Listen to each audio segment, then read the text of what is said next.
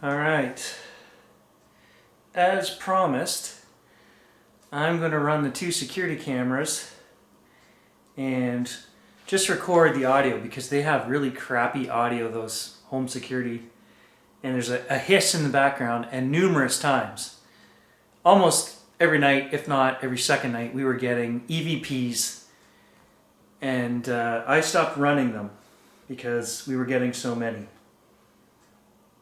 So we'll just do a little session. I'll record on that camera for a little bit. I'll record on the camera upstairs for a little bit. It surprises me how much dust this thing shows because I'm running a HEPA filter right there, guys, in the corner of the room. I've also changed the filters in the furnace system regularly, and I buy the expensive ones, the HEPA filters. But I can see, it's just crazy, I can see a whole whack load. One just did a big circle, and then another circle. Then it actually went the other way.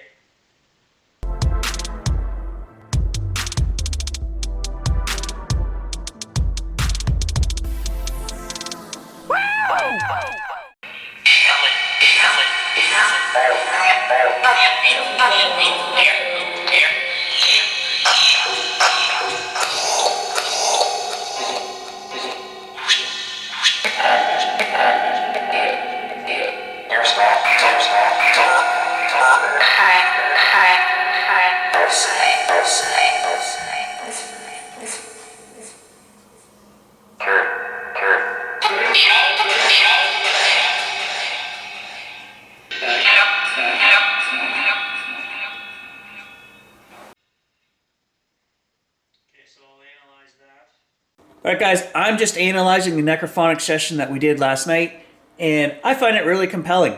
At this point, it's beyond blowing my mind because it happens all the time. It says in this first little section, my name, and it says my wife's name. Okay, so there is something to this. It also says Miss Carrie. Well, she's not at home right now. She's out of town.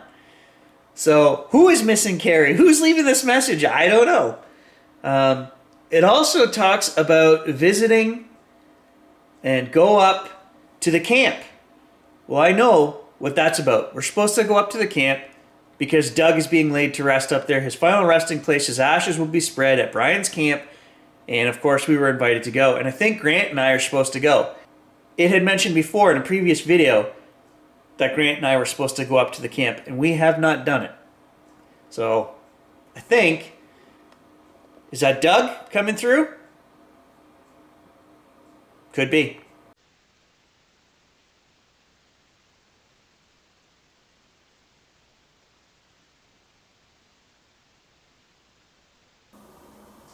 If there's anybody here that would normally talk through my phone, you can go ahead and talk to that camera up there.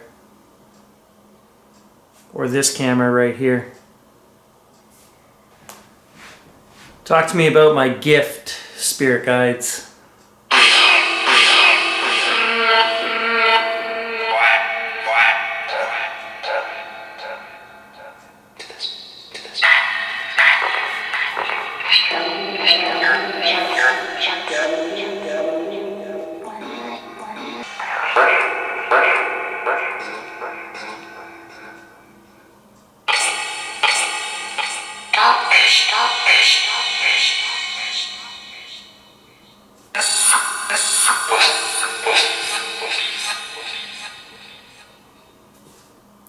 I keep hearing fish. I'm sure it just said a fish. Again. Am I the fish whisperer? Yeah? Is that my gift? I am a pretty good fisherman.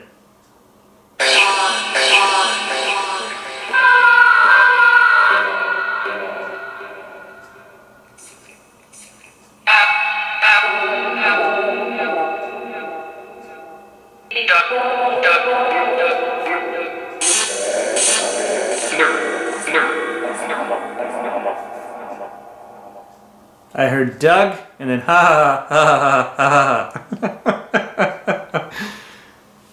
I'm a funny guy. Maybe that's my gift. I don't know. What is my gift? Use it.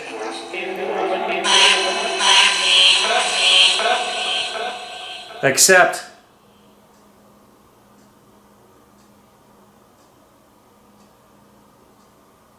If somebody wants to walk across the living room up there and appear on camera, that would be awesome.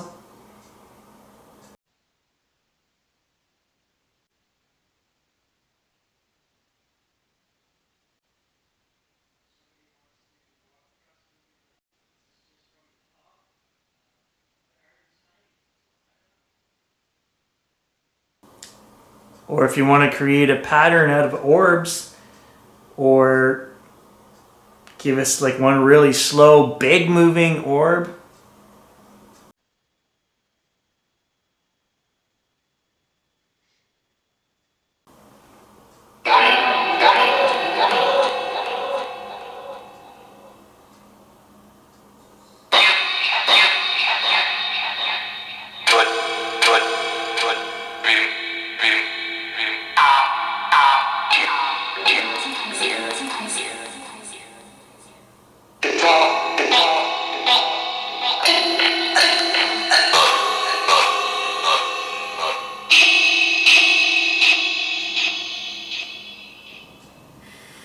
I hope you guys appreciate this, because this means I've got to analyze that camera on the wall, the other camera on the wall, this camera, audio from all three, the Necrophonic.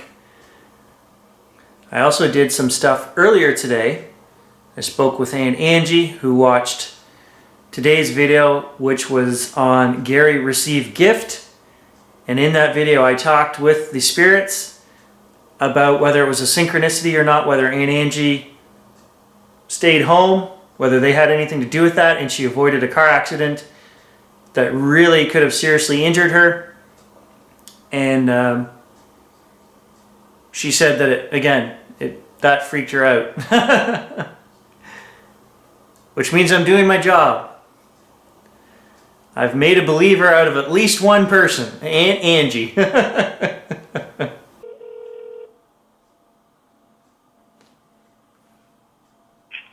Hello?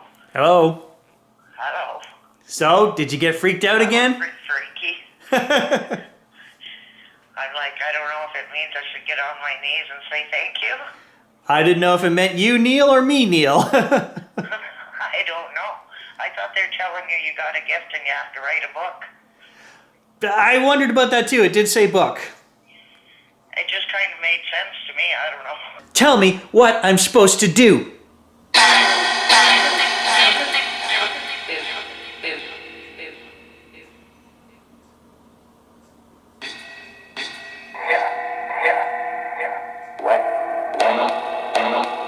Yeah, tell me.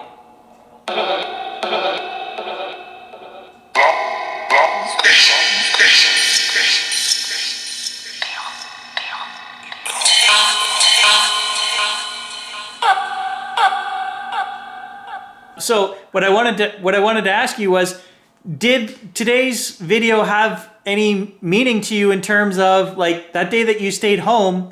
Do you feel that there was any intervention, or was it just, no, I just decided to stay home? Oh no, I think there was a reason, like, you know what I mean? Like, because I did start to get ready, and then it was just like, he's kind of waiting and whatever. He's not being angry or nothing, but I'm thinking, oh, this is going to take me like forever by the time I try to brush my teeth and do whatever, like, just your basic chores, okay? Yeah, yeah. And that's when I just said, oh no, you go ahead and go over to Gary's. I'll be ready by the time you get back. He was going to stop at his brother's. Yeah. And yeah. It's crazy. It's crazy to me that there's a whole, I feel crazy because you heard the conversation. It's like I'm having a conversation with my phone. You know? Like, it said your name clearly. And then it's... Well, yes. And then it's talking about stopping you from having this accident. to me, it's like I'm having an actual conversation. It makes sense. I'm asking it things about you, and then it starts going on, talking about you, talking about keeping you at home, and basically that you're protected and your spirit guide saved your life. It would have been death for you had you gotten in the car. That's what it said. And in all honesty, it probably would have been because, the way the strap for your seatbelt kind of goes around, like not so much your waist, but you can kind of feel that on the side of your ribs. Yep. I was going in the car, but I was pulling my shoulder belt down and holding it down from me. Yeah. So it wasn't so tight up around my ribs. Like I had my seatbelt on. Yeah. But it wouldn't have done the proper thing, you know what I mean? Yeah, I know exactly what you mean. From the shoulder. Yeah, I know exactly what you mean. So the question you have to ask yourself, Aunt Angie, is what is your greater purpose? Why did they spare you? Is there some reason? Is there maybe I should ask? I'm going to ask them that. I'm going to freak you out again. I'm just sitting here watching the Jeff Mara podcast, which I often do when I get half an hour. Near-death experiences abound on his channel. It's a podcast for everything to do with out-of-body experiences, near-death, astral traveling, all that.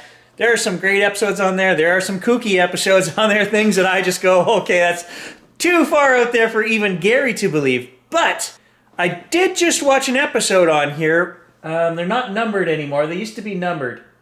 She became empathic after her near-death experience. And again, I'm getting kind of shivers, guys, because there's a couple things that she mentions in this hour-long podcast that kind of apply to me. And I want to bring this up because the spirits have been going crazy telling me, you're receiving a gift, you need to work on this. What is the gift? They said it's to hear them. And yes, I'm using Spirit Box apps, but I have always been intuitive. I've known things before they've happened in the past. I've just always been in touch with that spiritual side ever since I was a little kid. Healing energy, I've always used it, sent it out, we've talked about it. And in that podcast that I just watched, the woman said pretty much what I'm telling you guys, that she'd had these experiences all her life. She was intuitive, she knew things, she could feel things, and she didn't know why. And she went back and had past life regression or some kind of hypnotherapy. And then she got the memories back about what happened. And when she was very young, she had a near-death experience when she was only months old. And guys, I know my aunt told me many years ago that she was watching me and I got very sick. And I remember them telling me this in my early 20s. So I was a little kid, like 2. And I just got a really bad fever when she was babysitting me. And I think they rushed me to the hospital. I don't think they called an ambulance back in the day because we lived way out of town, where my dad lives, the little town of Redbridge. I think they rushed me to the hospital and I was like unconscious. I had a really high fever and I don't know what happened. I'm not saying I had a near-death experience, but something clicked when I watched that podcast, guys, and it made me think, I wonder. And yeah, I live way up here in the north. I don't think there's a psychic anywhere around here that could give me this, regression hypnotherapy that I would like to try it. I would like to do past life regression as well. But something clicked there, and immediately when she said that, it reminded me of what my aunt had told me 25 years ago, that I was very sick. They rushed me to the hospital. I don't know how long I was in the hospital. Obviously, I recovered. But was there more to that story? Maybe I should ask the spirits. Now, the second thing that this woman said in this podcast was that she couldn't wear watches.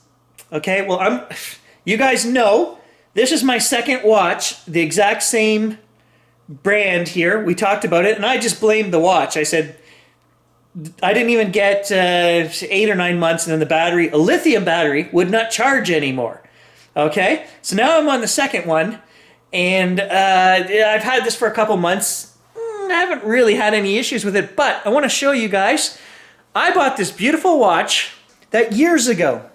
I bought this beautiful watch. Okay, it called to me. It's an Armatron.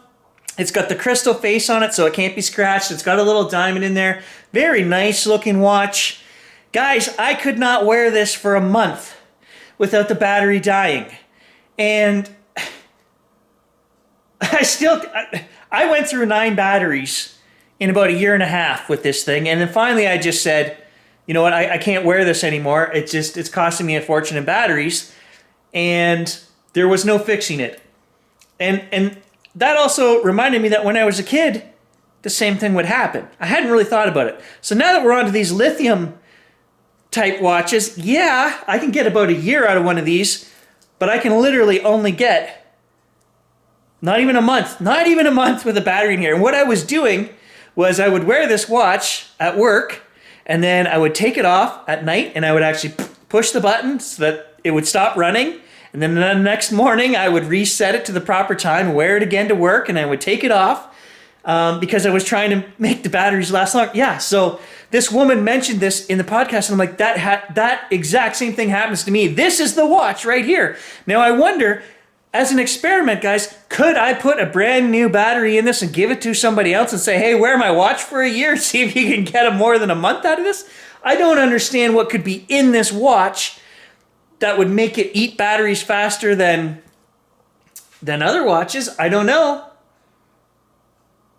But so the reason there is a story behind this watch.